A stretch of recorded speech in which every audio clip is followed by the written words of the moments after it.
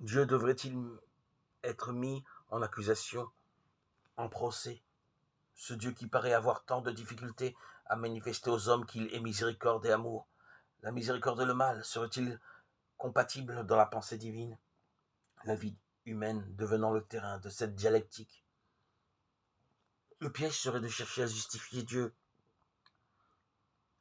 comme si la réponse était à notre portée et que nous pouvions argumenter valablement sur le sujet. Il n'existe pas de réponse satisfaisante pour l'esprit humain, même si le monde l'attend depuis des siècles et déploie tant d'efforts pour l'élaborer. Je ne veux cependant pas dire que cette réponse est inexistante et le problème foncièrement insoluble.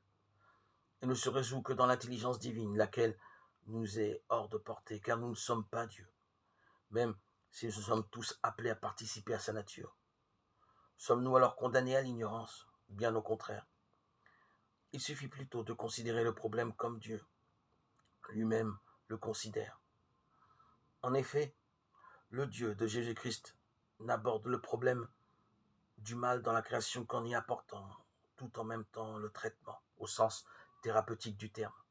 Lorsque l'homme commence à pénétrer la révélation judéo-chrétienne, surgissent simultanément la prise de conscience de plus en plus aiguë du mal présent dans le monde et le remède que Dieu envoie. Celui-ci n'a-t-il pas envoyé son Fils, son unique, pour que quiconque croit en lui ait la vraie guérison, la libération de tout mal, la vie éternelle? Celui-ci est mon Fils bien-aimé en lequel j'ai mis tout mon amour. Matthieu 3, 17.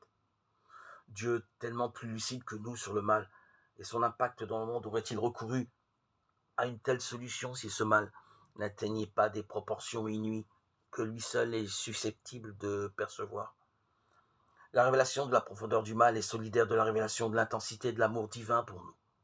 Si la question du mal nous dépasse, il est encore plus inconcevable que Dieu aime son Fils unique, jusqu'à nous l'envoyer afin qu'il vienne au milieu de nous, dans notre misère, nous tirer avec lui hors d'elle dans sa croix et sa résurrection. Une pensée de Pascal résume avec force l'attitude de Dieu à notre égard. Il n'est pas bon à l'homme de connaître sa misère s'il ne connaît en même temps le remède